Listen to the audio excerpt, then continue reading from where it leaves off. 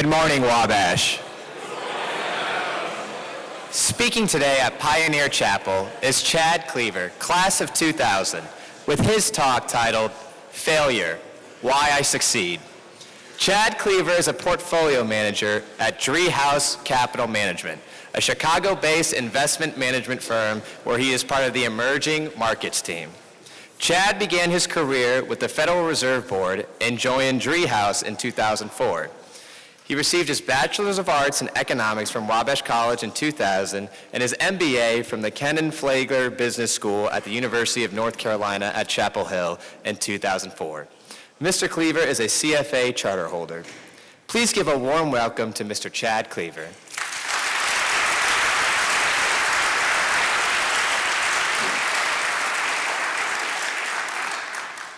Good morning, Wabash. I'd like to extend a sincere thank you to the Sphinx Club for granting me this opportunity to speak with you today. By way of introduction, I'm a graduate of the Wabash class of 2000, and for the past 18 years, I've had the privilege of managing money at Driehaus Capital Management in Chicago on behalf of a wide range of clients, including individuals, pension funds, endowments, and foundations. Through this work, I've had the great opportunity to travel the world, meet some of the brightest minds in the finance industry, and learn about the different cultures, economic systems, and geopolitical complexities that span the emerging markets, a group of 20 to 30 developing countries where I concentrate my investments. Further, I continue to learn lessons that I believe have profound application, not just in the world of investing, but in day-to-day life. And today I want to talk to you about one of those lessons in greater detail. Specifically, I'm here to talk about failure. That's right, failure. I'm not here to offer up a linear prescription on how to be successful in business or in life, but rather I'm here to acknowledge and confront the uncomfortable truth that we are all bound to experience failure in some capacity, in our personal lives, in our careers, and in the spirit of knowing thyself, I assert that an approach of radical honesty and introspection is central to overcoming and learning from those failures in pursuit of becoming a better person. The legendary football coach Vince Lombardi once said, "The greatest accomplishment in life is not in never falling, but in rising again after you fall." To better contextualize failure and rising again after the fall, it's important to first define success. For example, a professional baseball player would generally rank in the top tier if he gets a hit in 1 out of every 3 at-bats. In my industry, someone who's right half the time would rank highly. In contrast, certain scientific or technical fields may require a very high degree of precision. Success may entail different types of quantifiable metrics or qualitative characteristics. Accompanying one's definition of success should be an honest assessment of the risks you are comfortable undertaking in order to achieve that success. Are you willing to bear the risk of being wrong? Are you willing to be off-putting to those around you? If so, to what degree? How much are you willing to put on the line? At the end of the epic documentary, The Last Dance, Michael Jordan's emotional monologue showed just how much of a price he was willing to pay in order to be successful. In Jordan's own words, "Winning has a price, and leadership has a price. So I pulled people along when they didn't want to be pulled. I challenged people when they didn't want to be challenged. You ask my teammates, the one thing about Michael Jordan was, well, he never asked me to do something that he didn't do. When people see this, they're going to say, well, he wasn't really a nice guy. He may have been a tyrant. Well, that's you, because you never won anything. I wanted to win, but I wanted them to win and be a part of that as well." Failure is seldom easy to talk about. The word carries a negative connotation. No one really sets out with the goal of failing. But as famed investor Howard Marks puts it, failure is an inescapable potential consequence of trying to do really well. Every Wabash student who's ever had an externship at my firm over the years has read Marx's memo Dare to be Great, a classic piece of writing that offers sage advice not only to those in the business of investment management, but in any competitive pursuit. For example, if I want to generate superior investment returns, I'm unlikely to do so through so-called conventional behavior. Rather, I must strive to be what Marx deems uncomfortably idiosyncratic, bearing the risk of being wrong. Now, if you'll indulge me for a moment, I'd like to talk to you about a time I failed and the lessons I learned. 2016 was by far the most challenging year of my 18-year investment career, in terms of the number of curveballs and pitfalls that were necessary to navigate, particularly in the context of a portfolio like mine, which is based in emerging markets. Ironically, I actually started off the year on strong footing, and up until early March, the fund that I manage was among the top ranked in its category. That's where things began to unravel. To put it bluntly, my view of the world was proven to be just plain wrong. In hindsight, I was slow to react, myopic to the change that was occurring in the global economy, which was significantly different from the circumstances that had helped me achieve the strong performance at the outset of the year. By the time I made the necessary adjustments, it was too late. Adding insult to injury, the last 2 months of the year were punctuated by political and economic developments that caught many market participants by surprise, including the US election and India's adoption of a disruptive demonetization policy, both of which only added to the volatility in emerging markets.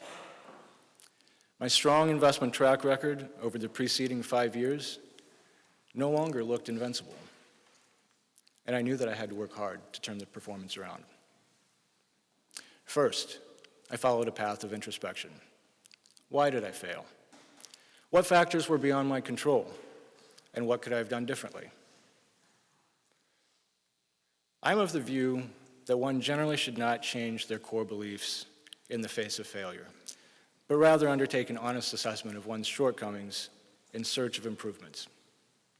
In an investment context, this meant that I did not discard a time-tested investment philosophy, but rather I sought out process improvements on a day-to-day basis that I felt would enhance performance, drawing on the lessons learned during 2016.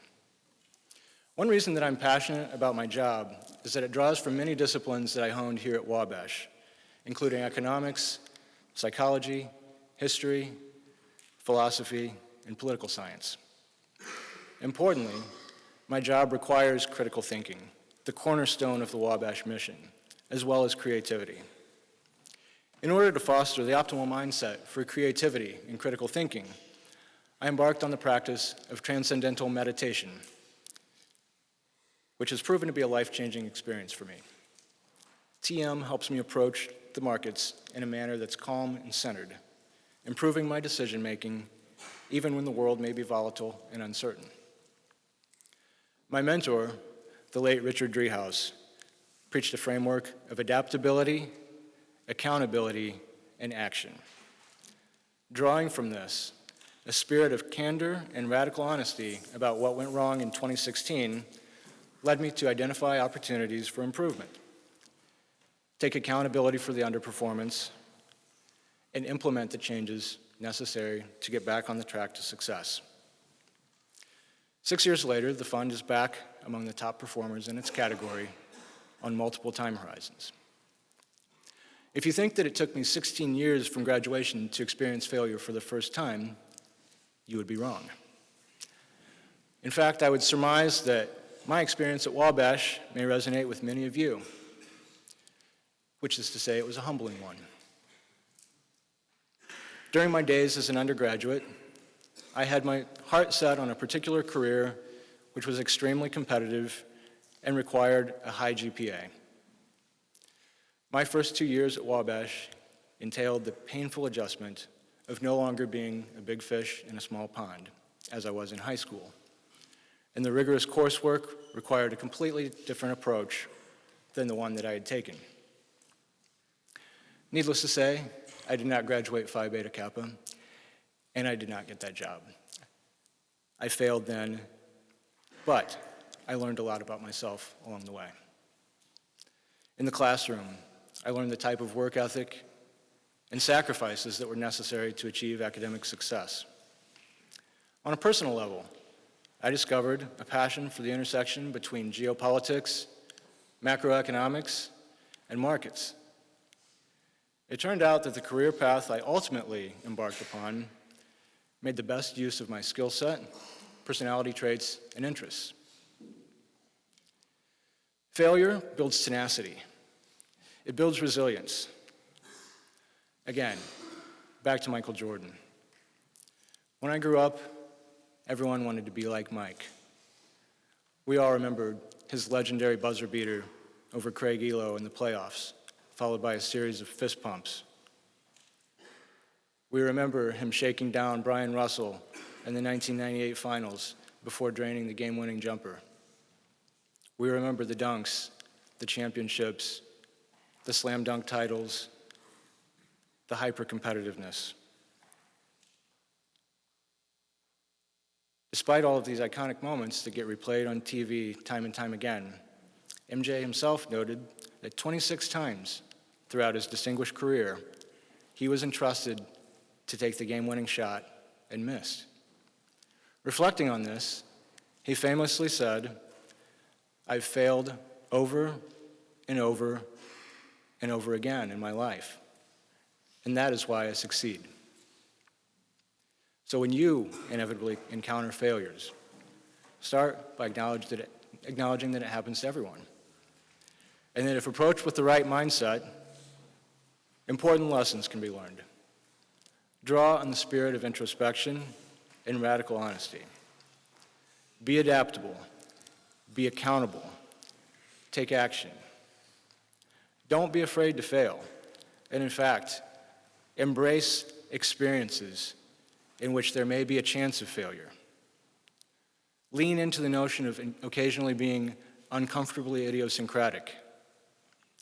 Use your time at Wabash to build resilience, and ultimately, your own failures will not seem like failures at all, but rather necessary ingredients to great success. Thank you for listening, Wabash, and have a great day.